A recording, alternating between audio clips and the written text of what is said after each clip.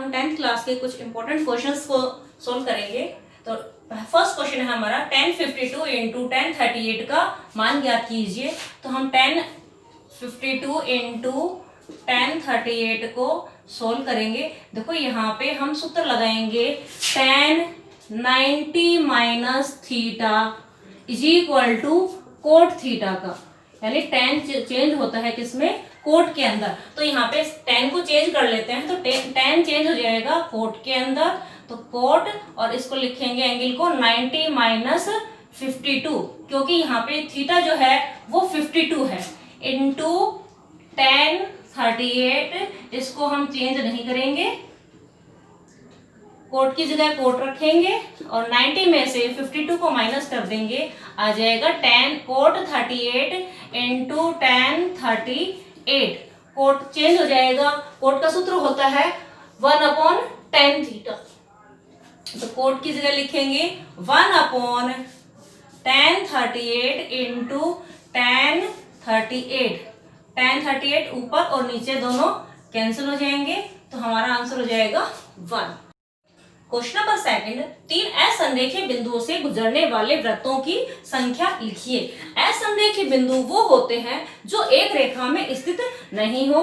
मान लीजिए ये बिंदु A है, ये बिंदु B है और ये बिंदु C है। इन तीनों बिंदुओं से होकर गुजरने वाला जो वृत्त होगा वो इस प्रकार से होगा, यानी इन तीनों बिंदुओं से केवल एक ही वृत्त गुजर सकता है। अगर ये बिंदु, तीनों बिंदु अगर इस प्रकार से हैं, यानी ये बिंदु A, B, C, इन तीनों बिंदु ये तीनों बिंदु जो हैं वो असंरेखीय बिंदु नहीं है। ये तीनों बिंदु जो हैं संरेखीय बिंदु हैं। इन तीनों बिंदुओं से होकर के हम अगर कोई वृत्त बनाएंगे तो वो इस प्रकार से बनेगा और बिंदु B से होते हुए यह वृत्त नहीं गुजरेगा। अतः तो 3 असंरेखीय बिंदु हैं, उनसे एक और केवल एक ही वृत्त गुजर सकता है। तो 3 असंरेखीय बिंदुओं से गुजरने वाले वृत्तों की संख्या एक और केवल एक ही होगी।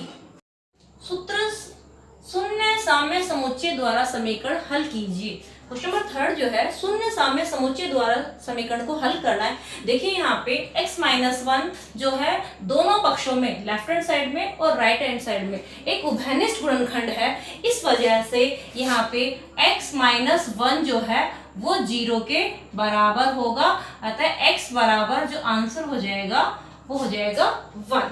नेक्स्ट जो क्वेश्चन है, क्वेश्चन नंबर 4, 196 के अभाज्य गुणनखंडों की घातों का योगफल ज्ञात कीजिए। यानी 196 के जो है अभाज्य गुणनखंड करके उसकी घातों का योगफल हमें ज्ञात करना है। तो सबसे पहले तो हम 196 के अभाज्य गुणनखंड कर लेते हैं। तो 196 है, सबसे पहले हम इसको 2 से डिवाइड करेंगे। तो 2 से डिवाइड करने पर ये हो जाएगा 98। वापस से इसमें 2 से भाग देंगे इसको, तो 2 से भाग देने पर ये हो जाएगा 49। 49 में 7 का भाग देंगे तो आएगा 7। 7 में 7 का भाग देंगे तो यहाँ पे आएगा 1। अतः 196 के जो अभाज्य गुणनखंड हैं वो हैं 2 इंटू 2 इंटू 7 इंटू 7। हम यहाँ पे 2 को 2 2 बार आ रहा है, इसलिए इसको 2 इंटू 2 की पावर 2 कह सकते हैं, इंटू 7 की पावर 2 कह सकते हैं। देखिए हमको यहाँ पे जो है 196 के अभाज्य गुणनखंड की घातों का योगफल ज्ञात करना है। यानी घातों का योगफल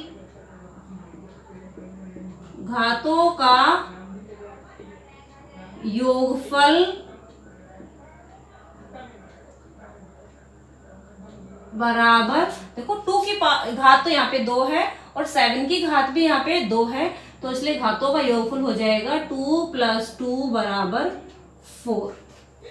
A तथा 18 का एलसीएम 36 है तथा A व 18 का एचसीएफ 2 है, तो A का मान ज्ञात कीजिए। यहाँ पे हमें A और 18 का एलसीएम दिया हुआ है, A और 18 का एचसीएफ भी दिया हुआ है और मान किसका ज्ञात करना है, A का। हम यहाँ पे सूत्र लगाएंगे एलसीएम इंटू एचसीएफ बराबर दोनों संख्याओं का गुणनफल, दोनों संख्याओं का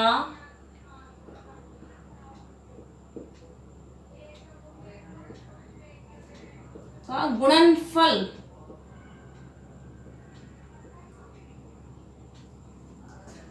एलसीएम हमको दे रखा है 36, तो एलसीएम की जगह लिखेंगे 36 इंटू एचसीएफ हमको 2 दे रखा है, तो एचसीएफ की जगह 2 लिखेंगे, बराबर दोनों संख्याएं। यहाँ पे पहली संख्या तो है a और दूसरी है 18, तो a इंटू 18, यहाँ पे 18 मल्टीप्लाई हो रहा है इसलिए डिवाइड में आ जाएगा, तो 36 into 2 divided by 18 is equal to a। हम इसको काट देंगे, ये तो 18 1 जा और 18 2 जा 36, तो 2 इंटू 2 4 बराबर a। अतः a का जो मान होगा वो 4 होगा। एक वृत्त का परिमाप और क्षेत्रफल संख्यात्मक रूप से बराबर हैं, तो वृत्त की त्रिज्या ज्ञात कीजिए। यानी यहाँ पे एक वृत्त का परिमाप और क्षेत्रफल संख्यात्मक रूप से हमको बराबर दिया हुआ है, तो हमको वृत्त की त्रिज्या ज्ञात करनी है। हम मान लेते हैं कि माना वृत्त की त्रिज्या बराबर, माना वृत्त की त्रिज्या बराबर r। यहाँ पे देखिए हमको वृत्त का परिमाप और क्षेत्रफल दे रखा है। मान लीजिए ये वृत्त है, इस वृत्त का ये जो परिधि होती है यही इसका परिमाप कहलाती है। वृत्त की जो परिधि होती है वही वृत्त का परिमाप कहलाती है। तो वृत्त का जो क्षेत्रफल होता है, वृत्त का क्षेत्रफल बराबर दिया हुआ है वृत्त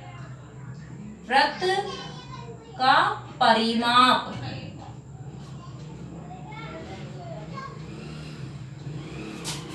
ये वृत्त है और ये इसका केंद्र है और ये वृत्त की त्रिज्या r है। तो वृत्त का क्षेत्रफल होगा पाई r स्क्वायर बराबर, वृत्त का जो परिमाप होता है वो परिधि के बराबर होता है और परिधि होती है 2 पाई r। r से r कट जाएगा, पाई से पाई कट जाएगा, अतः त्रिज्या बराबर 2 होगी। नेक्स्ट क्वेश्चन नंबर 7, त्रिज्या r वाले वृत्त के उस त्रिज्या खंड का क्षेत्रफल ज्ञात कीजिए जिसका कोण अंशों में थीटा है। देखो यहाँ पे हमको एक वृत्त दे रखा है जिसकी त्रिज्या तो r है और उसका कोण जो है, त्रिज्या खंड जो है, मान लीजिए सर्किल है और इस सर्किल का ये केंद्र O है।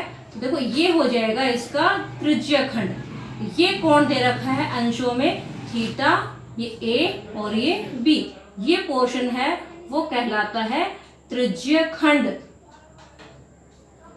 तो हमें यहाँ पे कुछ नहीं करना है, सिंपल जो त्रिज्या खंड का जो सूत्र होता है वही लिखना है। तो यहाँ पे हो जाएगा त्रिज्या खंड का क्षेत्रफल बराबर